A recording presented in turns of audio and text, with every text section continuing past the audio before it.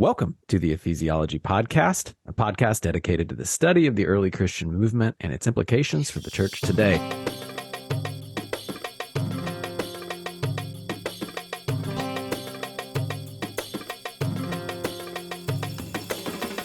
As always, we are joined by our resident ephesiologist, Michael. How are things for you, Michael? Are you able to keep your eyes open after all of your recent travels? I know, barely. I feel like it. I'm going to fall asleep on this one, but it probably won't happen because we have one of the most exciting guests that we've ever had on our podcast with us today.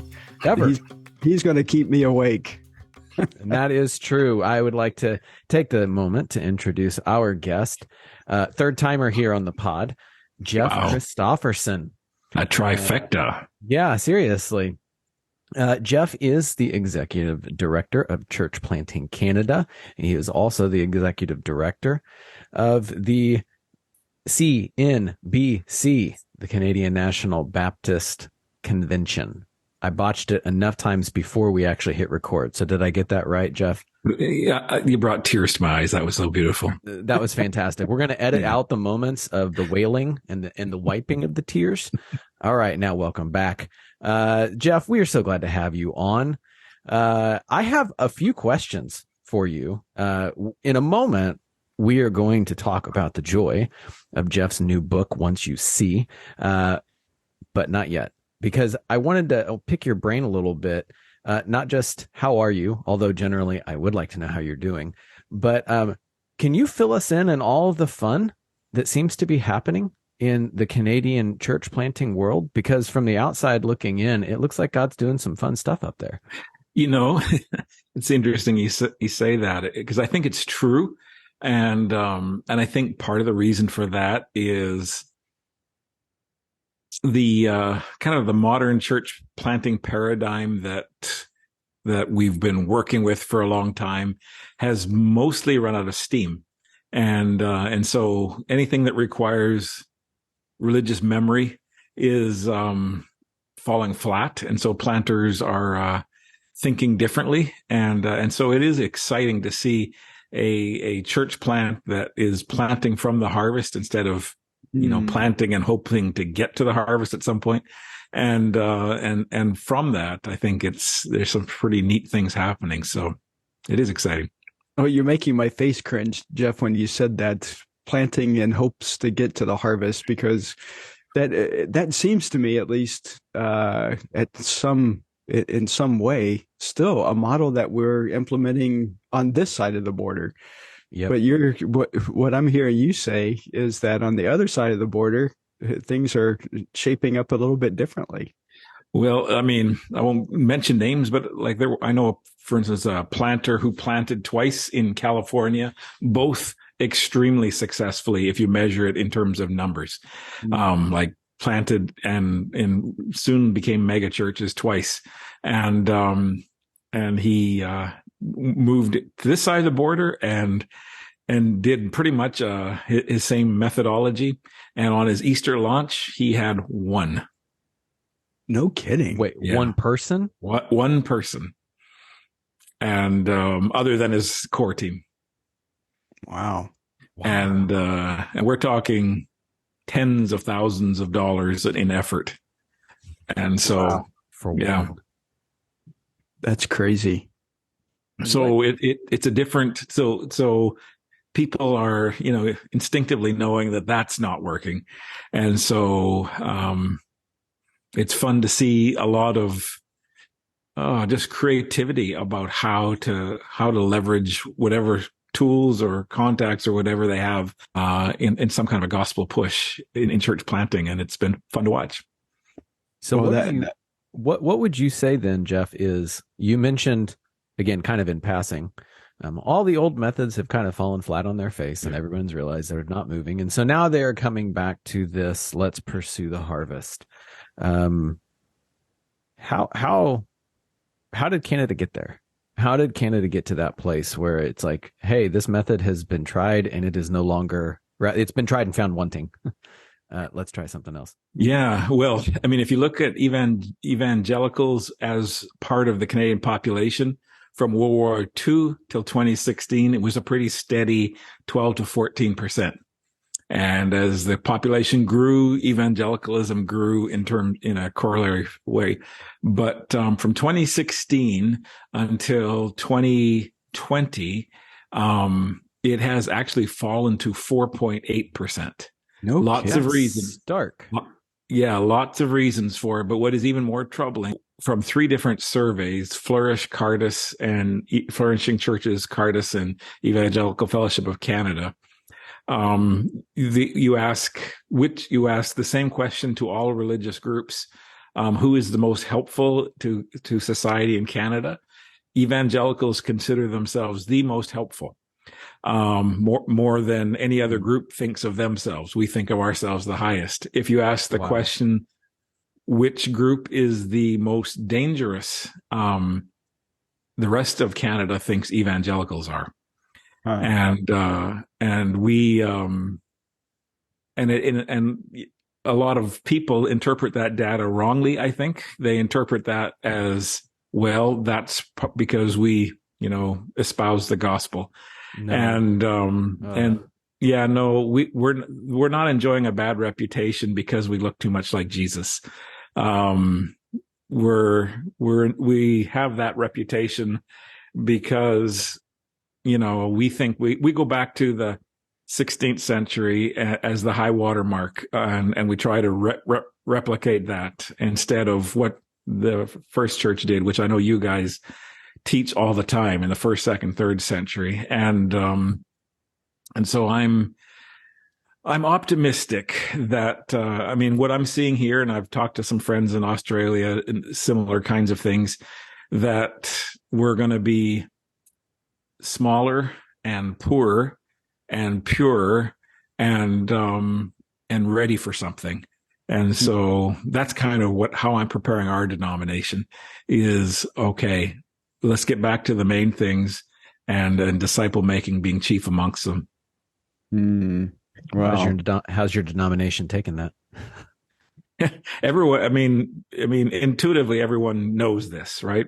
And so we're just saying, okay, instead of counting outputs, which we always do for metrics of success, let's count inputs. Let's count the things that produce fruit and not the fruit. And, because we cheat to get the fruit. And so if we look at the inputs about, what is it to be a follower of Jesus Christ and what do they do? I think we'll see the outputs, just like you are in India, you're seeing in Southeast Asia, around the world. Incredible stories. And so we're getting back to that. So I think there'll be harder days, tougher days, more persecution, but a better church. Wow. Well, in the midst of you being where you are in Canada with the executive director roles and kind of all the different hats you get to wear and interacting with so many different people, in the midst of that, you decided to write a follow-up to your original novella, Venal Dogmata, and you have recently written Once You See. Why? What got into your brain and in your heart that said, I must put pen to paper? I need to chase after this. What caused you to write another book? A novel, even? Yeah. Well, 2 reasons. One is I had a lot of people contacting me saying, we use your book all the time in this class or with this discipleship group. But I really would like to know how they got to that movement. How did they get there? What was going on? And so I thought, okay, I could write that and answer that. And then there was a secondary thing, and that is, just the power of story. The things that I'm writing about, I don't know if all of them, in fact, probably none of them are new. They're not things that no one has. In fact, I've written on most of these things at different points. But the power of a story rolls around in our heads. And I really just sense that people need to see and feel the difference between a church focused on itself and a church as a vehicle towards God's kingdom. and they're two very different kinds of churches. And so I wanted to be able to contrast in story form, the difference between the two. And so that's why.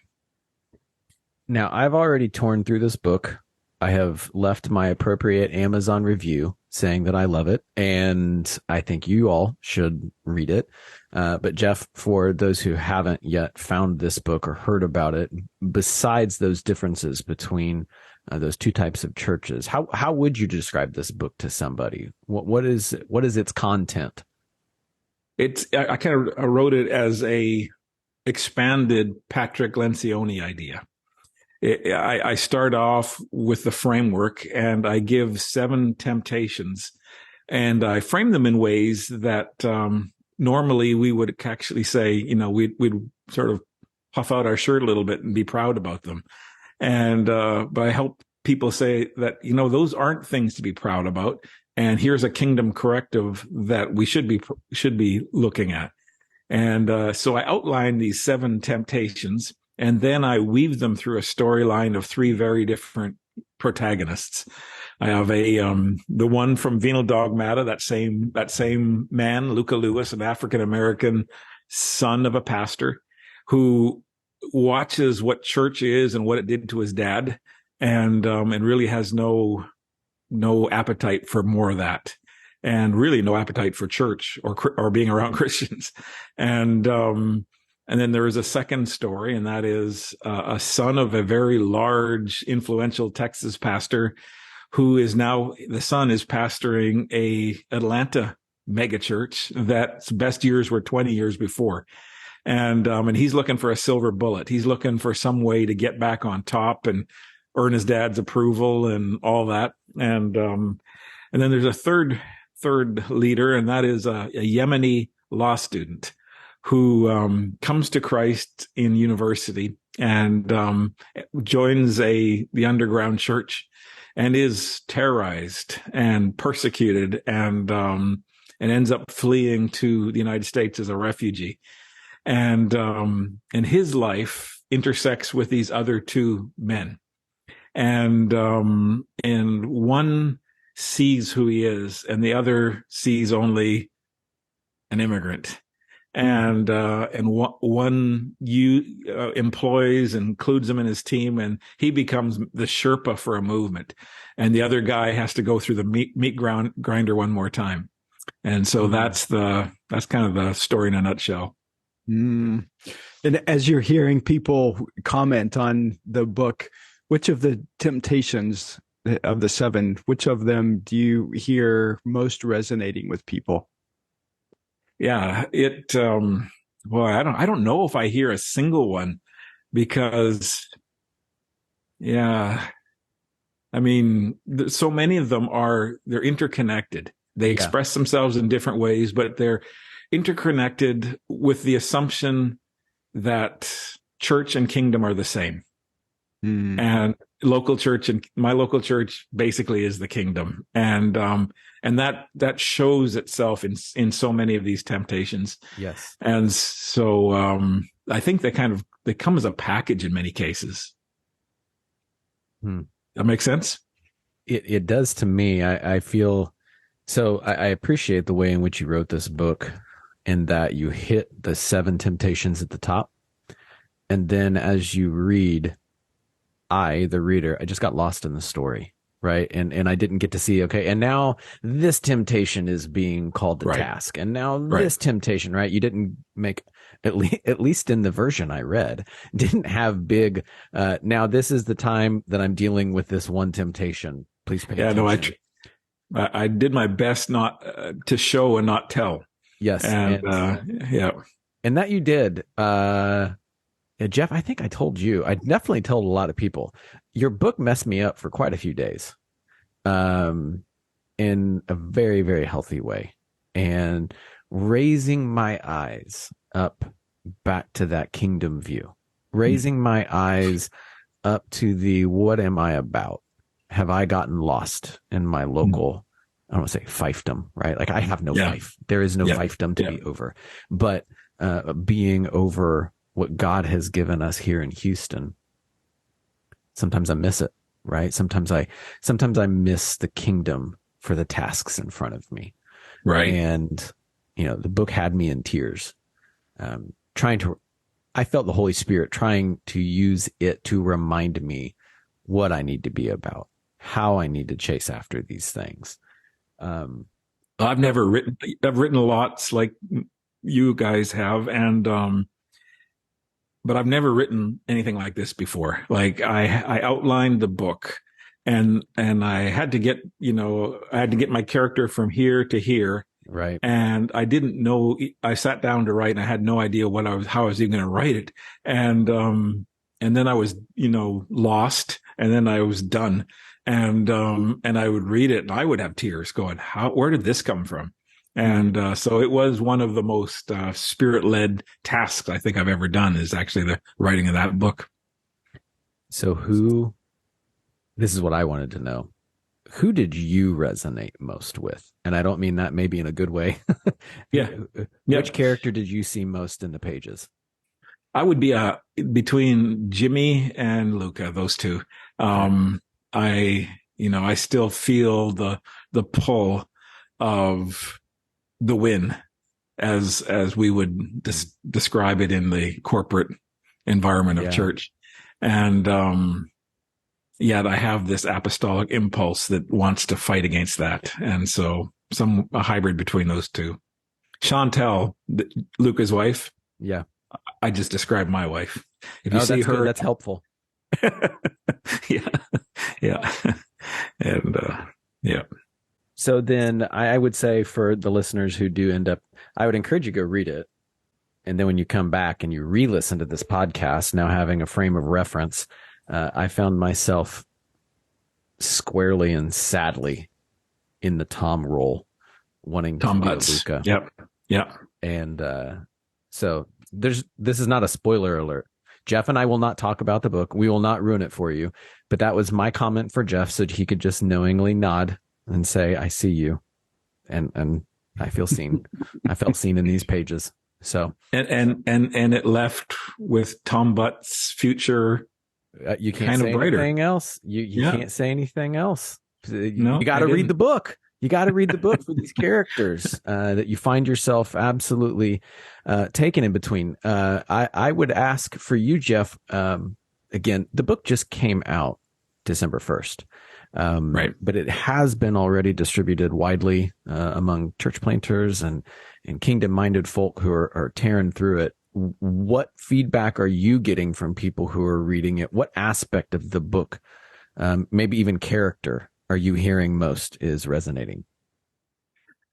Well, I mean, one of the things that I was hoping for, not for a sales tech kind of position, but I'm finding a lot of pastors or leaders are buying a book, reading it, and then buying a case of books for their leaders. And are planning on going through that discussion study at the end of it as a reorienting. And I think the obvious answer is the Jimmy character is where a lot of us find ourselves, where we have a hard time differentiating the body of Christ in a worship service, and the success of that worship service is how we gauge our success as a leader. And so I think that's where most of us probably would struggle and identify with the most. And I would even tag on to what you're saying. Again, I'm going to go talk with personal association with that Jimmy aspect is not even just the value placed in success or the win, but identity. Like I am this person. I fit this role. As my success in ministry, so goes my own value, my own worth. Yeah. And there's a lot. And the opposite as well. Yes. Yeah. Well, I had a chuckle, reading through it, because here I am in Houston, Texas, and you have Jimmy being from the South, in the South. And I was like, I wonder how many times Jeff had to change the name of Jimmy because he didn't want to get too close to a name of somebody he knows and likes, and then be like, Jeff, were you writing about me and you having to defend yourself? I had the hardest time picking a church name. Okay. That wasn't someone else's church. That was, it's like, oh man, I bet you I had 5 or 6 names in that manuscript, and then discovered, oh no, I can't do that. I had to change it all the way through. And that's so funny. Well, yeah. So Jeff, with this book, kind of what's your hope? What's your dream for it as it kind of, this child of yours now has legs and is walking around? Like, what are you hoping is the future of the impact of this book? So I'm a big believer in Rich Robinson's kind of paradigm of change, and where you go from unlearning to metanoia to relearning, unlearning to a new mind. And you can't go from unlearning to relearning. It just doesn't work. And so the operating systems that we have to unlearn first and then repent of, there's a process of that. And it's not quick and it's not easy, and it takes unity and courage. And so my hope is that as people go through, some would just take the little discussion guides in the back, and it might be a bunch of pastors perhaps together in some affinity or geography saying, let's get together on Wednesdays at, Applebee's and let's discuss this, and really honestly and openly we'll sort of work through that U-curve, that unlearning, repenting, relearning. And then, I don't know if you know Lance Ford, and he wrote The Starfish and the Spirit and Unleader. Okay. And he and Rich Robinson, Movement Leaders Collective out of Scotland, are putting together a training cohort for churches. And so actually church leaders together in a church can actually, in a cohort guided by them, they're putting a process and a curriculum together for that. And so we're used to, let's try this idea. Let's try that idea. And this is more than what I'm talking about is more than a new program or a new way of doing something. It's actually a fundamental metanoia that has to happen. Mm-hmm. And so that's what I'm hoping and praying for, that the book would give a picture of what could be. And it is. I mean, what I described, I've seen. Everything I've described, I've seen. And, in fact, many of the stories that I actually described are actual true stories with names changed and, and adapted. But, to get to experience that, you have to become a different church, and, which requires a metanoia, a new mind, a new blowing of the old mind, and a an absolute, like the idea of like the image of once you see something, you can't ever unsee it. You can't ever be happy here again. And so I'm hoping to give people a taste of seeing something and then going, how do I bring others with me? And so that would be my biggest win. Them's big goals, my friend. That is, I'm really thankful that God gave you the sight that is definitely farther than just straight ahead down the line, but this is way up and bigger and further, I think, than you within your own power could kick. Mm-hmm. What are you seeing? Yeah, Jeff, what are you seeing? Because you talk about Rich's model of unlearning and relearning. What are you seeing in the church today that we need to unlearn? Well, I mean, Michael, we don't have time for that podcast. Yeah. I'm just kidding. I mean, well, like, for instance, my tribe, one of the temptations I call philosophicalism. And that's like the idea of belief mutating from a verb to a noun. And so we fight about the beliefs that we have. I have this belief and you have this belief and yours is heretical or whatever. And in the New Testament, we're not given that permission. Like, belief, as you well know, is a verb. It's something you do. It's not something you own. It's not a noun. It's a verb.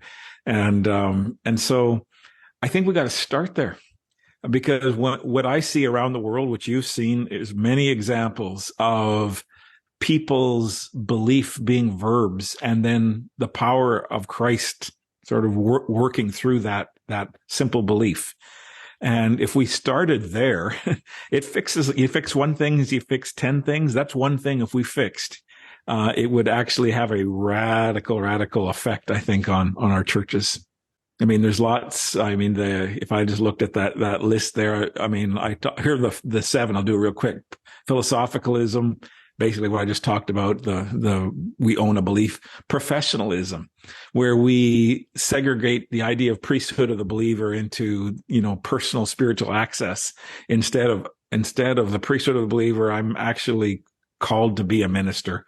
And so that whole idea of just unleashing the saints. Presentationalism, the body of Christ morphing it primarily into a worship service, and we staff around that, and we put most of our energies around that, and we're missing it. Or passivism is that personal religious preferences that we have trumping Jesus's courageous search and rescue mission that he has for us. So we might say, everybody's welcome here, but we're going to actually structure ourselves in a way that we're the most comfortable.